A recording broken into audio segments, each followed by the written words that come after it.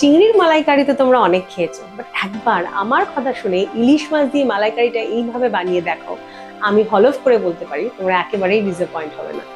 High, this is Mili and welcome back to another new blog of me time with Mili. আর আজকে আমাদের ইলিশ উৎসবের এই পর্বের রেসিপি ইলিশ মালাইকারি। ইলিশ মালাইকারি নামটা গালভরা হলেও রান্না করতে কিন্তু সময় লাগে একদম কম, আর বাড়িতে থাকা সহজ ইনগ্রিডিয়েন্টস দিয়ে কিন্তু খুব সহজেই তোমরা তাড়াতাড়ি করে ফেলতে পারো। চলো শুরু করি রান্নাটা, দেখে নিই একবার মালাইকারির জন্য কি কি লাগছে। ইলিশ মালাইকারি যেকালে ইলিশ মাছ তো লাগবেই, আমি এখানে 2 পিস মাছ নিয়ে নিয়েছি। মালাইকারি যেকালে মালাই তো মাস্ট, আমি এখানে ফ্রেশ কোকোনাট নিয়েছি, তোমরা চাইলে কোকোনাট মিল্ক বা কোকোনাট ক্রিম নিতে পারো। এখানে 1 কাপ কোকোনাট আছে, যেটা দিয়ে আমি ফ্রেশ কোকোনাট মিল্ক বার করে নেব। তার সাথে রয়েছে পেঁয়াজ বাটা, এটাও আমার কাছে রয়েছে প্রায় 2 টেবিল স্পুন মতন। আমার লাগছে 2-3টে মতন লবঙ্গ আর এলাচ। তার সাথে লাগবে 1 চা চামচ মতন আদা বাটা।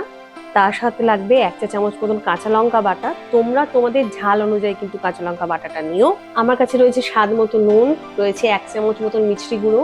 তোমরা কিন্তু মিষ্টি গুঁড়োর বদলে তোমাদের পছন্দের সুইটনার যেমন চিনি বা গুড় ইউজ করতে পারো। লাগবে 1/2 চা চামচ মতন গরম মশলা গুঁড়ো। আর লাগবে ভালো একটু সর্ষের তেল, মোটামুটি 3 to 4 টেবিল স্পুন মতন। যারা আমার মালাইকারির ভিডিও আগে দেখেছো, তোমরা নিশ্চয়ই অলরেডি জানো প্রসেসটা কিভাবে নারকেলের দুধ বার করতে হয়। বাট যারা জানো না তাদের জন্য আবার বলে দিই। প্রথমে একটা মিক্সিং জারে আমি নিয়ে নিয়েছি নারকেল কোড়া, এর মধ্যে আমি দিয়ে দেবো একটু গরম জল।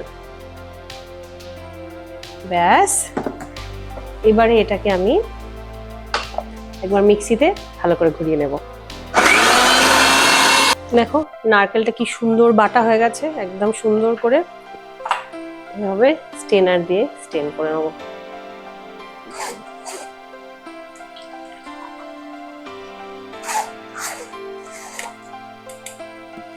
দেখো কনসিস্টেন্সিটা কিন্তু ঠিক এরকম থাকবে।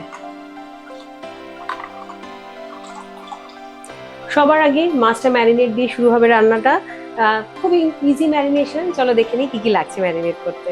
এখানে নিয়ে নিয়েছি আমি নুন, মাছের জন্য যেটুকু নুন লাগবে সেইটুকু নুন দিয়ে দিচ্ছি। এর সাথে যাবে অল্প একটু কাঁচা লঙ্কা বাটা।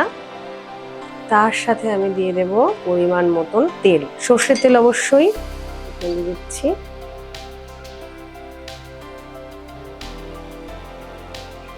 এবার এটাকে ভালো করে 2 পিঠে মাখিয়ে নিতে হবে। মাছটা যতক্ষণে ম্যারিনেট হচ্ছে ততক্ষণে আমরা গ্রেভিটা চট করে শুরু করে দিই। সবার আগে কড়াটা গরম করে আমি এর মধ্যে দিয়ে দিচ্ছি তেল, মোটামুটি 3 to 4 টেবিল স্পুন মতন তেল লাগবে। এর মধ্যে একটা লবঙ্গ আর এলাচ দিচ্ছি। এবার এর মধ্যে দিয়ে দেব 2 টেবিল স্পুন পেঁয়াজ, সাথে দেব 1 টিস্পুন আদা বাটা, 1/2 টিস্পুন মতন কাঁচা লঙ্কা বাটা। অ্যাডজাস্ট করো কিন্তু ঝালটা তোমাদের অনুযায়ী। এবার এটাকে সুন্দর করে ভেজে নিতে হবে।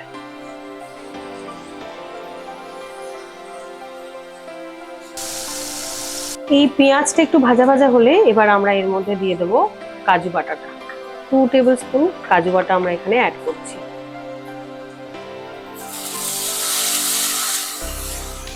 পরিমাণ মতো নুন, যতটুকু গ্রেভিতে লাগে, মোটামুটি 1/2 টিস্পুন দিলাম এখন। তার সাথে আমি দিয়ে দিচ্ছি 1/2 টিস্পুন মতন মিষ্টি গুঁড়ো। এটাকে ভালো করে নাড়িয়ে নিয়ে আস্তে আস্তে এর মধ্যে নারকেল দুধটা দিয়ে দিতে হবে। প্রথমেই সবটা দেবে না, অল্প অল্প করে। দেখো আমি প্রথমে অল্প করে দিলাম।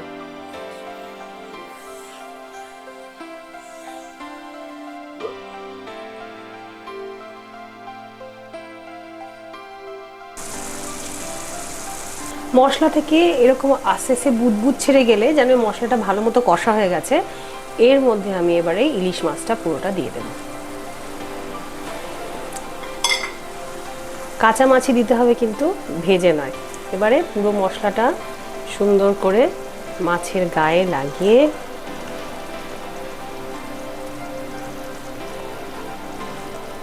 একদম লো ফ্লেমে রেখে দাও, ঢাকনা বন্ধ করে অন্তত মিনিট 10। আচ্ছা, তোমরা নোটিস করে থাকবে ইলিশ মাছের মালাইকারিতে কিন্তু অনেক বেশি মশলা যায় না, তাহলে ইলিশের যে নিজস্ব একটা গন্ধ আছে সেটা তো পাওয়া যাবে না। তাই এটাকে এমনভাবে রান্না করতে হয় যাতে কখনোই পেঁয়াজ আদা যেগুলো আমরা ইউজ করছি সেটা ইলিশের নিজস্ব গন্ধটাকে ওভারপাওয়ার না করে। তাই আমরা মশলাটা ভালো মতন কষিয়ে কাঁচা মাছ কিন্তু মশলাতে ছাড়ছি।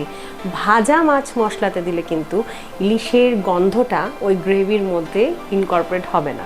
তাই অবশ্যই মনে রাখবে ইলিশ মাছটা কাঁচাই দিতে হবে গ্রেভির মধ্যে। দেখো একদিকটা ভাজা ভাজা মতন হয়ে গেছে, মোটামুটি মিনিট 5।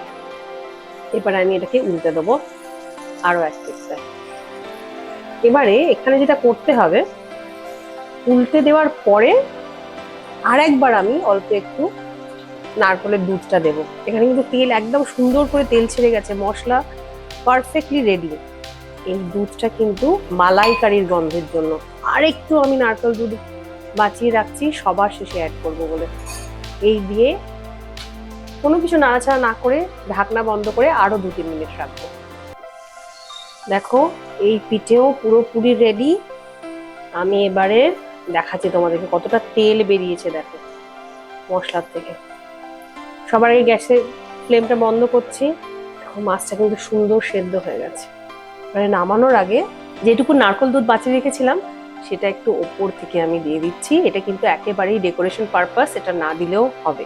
চলো মাছটা কিন্তু আমাদের একদম রেডি হয়ে গেছে। এবারে আমরা এটাকে প্লেটিং করে নেবো।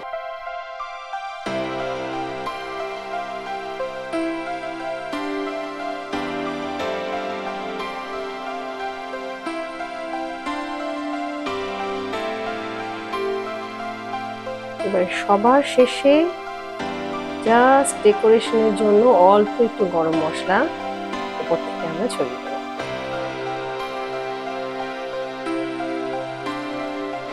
আমাদের ইলিশ মালাইকারি কিন্তু একদম রেডি অ্যান্ড সার্ভ। আমি ইলিশ মালাইকারি স্পেসিফিক্যালি সাদা ভাতেই খেতে পছন্দ করি। তোমরা ট্রাই করে জানিও তোমরা কিসের সাথে এটা খেলে আর কেমন লাগলো। রেসিপি ভালো লাগলে একটা লাইক শেয়ার কমেন্ট করে দিও। আর যদি আমার জন্য কোনো সাজেশন থাকে বা তোমাদের এরকম কোনো ইউনিক ইলিশ রেসিপি জানা থাকে সেটাও আমাকে কমেন্ট বক্সে জানাতে একদম ভুলো না। আজ তবে আসি, দেখা হচ্ছে খুব শিগগিরই অন্য একদিন অন্য আরেকটা রেসিপি নিয়ে। ততদিন তোমরা খুব ভালো থেকো, সুস্থ থেকো, আর অবশ্যই সবাইকে অনেক অনেক অনেক ভালো রেখো। This is Millie signing off for today. Bye.